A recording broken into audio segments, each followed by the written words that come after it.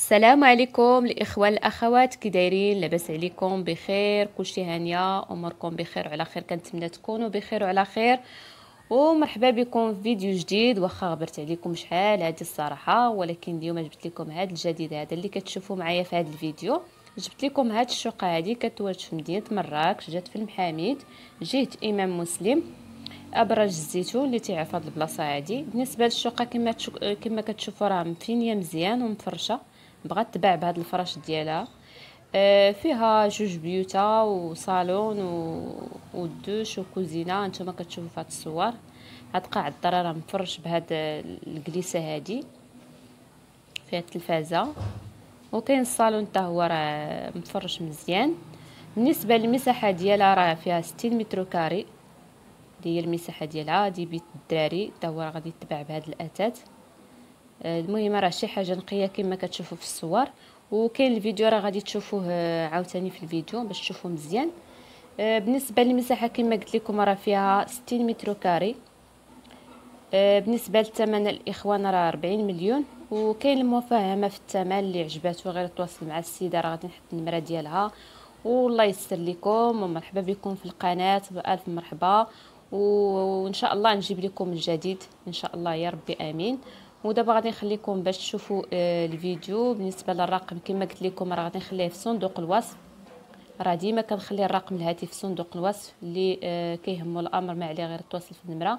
والله يسر الجميع يا ربي امين. تلاقاو في فيديو جديد ان شاء الله، مع السلامه.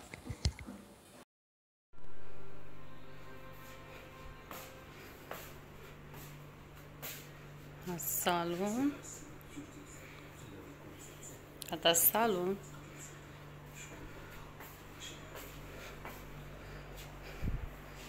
هذه قاع الدار.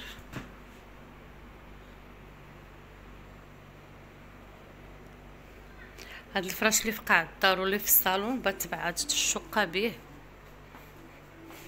هذا الطويويله اللي كاينه، كولوار اللي كاين بين البيوتا والدوش.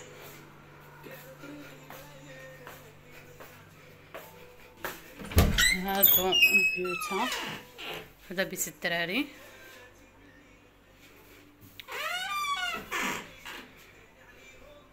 تا هو بيتباع بهذا الفراش. وبالنسبه للشراجم راه الكتريك.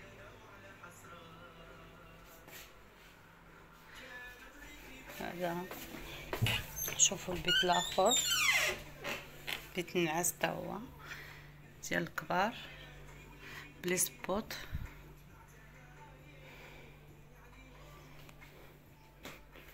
هذا هو الفراش تا هو ديالو، بيت النعاس، فيه بلاكار ديال الكوليس.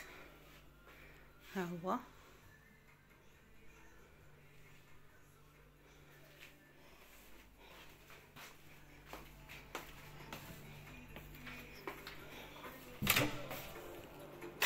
هذا الدوش، فيه دوش وطواليت.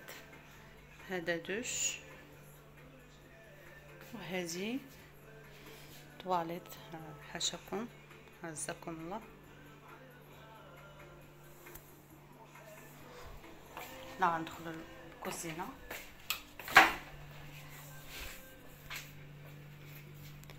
هذه الكوزينه،